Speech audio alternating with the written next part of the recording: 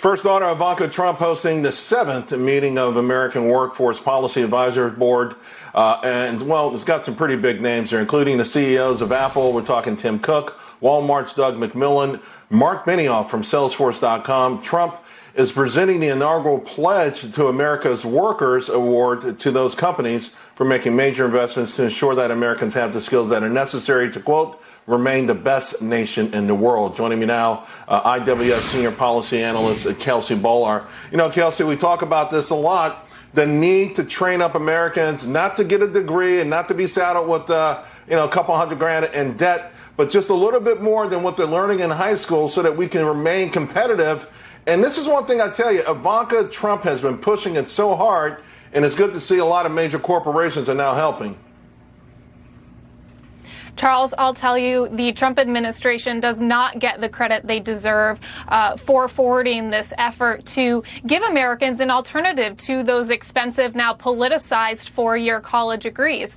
What this effort does is incentivizes companies, private companies, to invest their own money in the American workforce, to give them training and education opportunities that aren't so expensive and will train them for the jobs that exist and are going to exist in our future that we know, a four-year college degree in women's studies is not going to prepare them for. So the Trump administration deserves a lot more credit for this. It is having a huge impact on the economy already and will for years to come.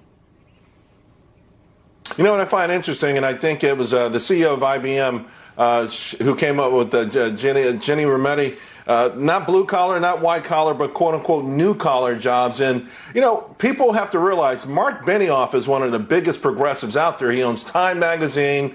He's a darling in Silicon Valley, and he does not see eye to eye with President Trump probably on anything else. So for him to be there, for Tim Cook to be there, again, to your point, saying, yeah, we want to do this. We think this is important. This is really amazing. We don't see this sort of bipartisanship anywhere in D.C., so at least we're getting it on a public-private level.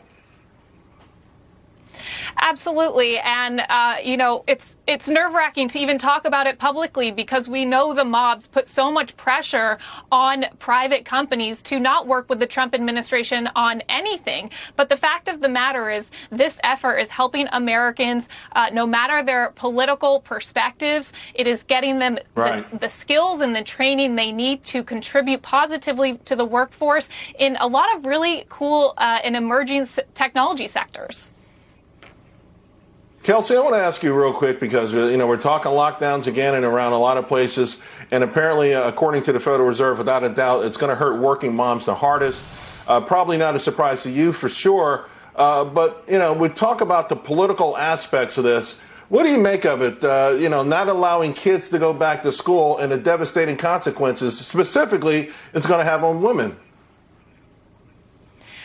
I don't want to downplay the impact that COVID-19 has had on working moms. We are being asked to be parents, to be teachers, and to be full-time employees at the same time.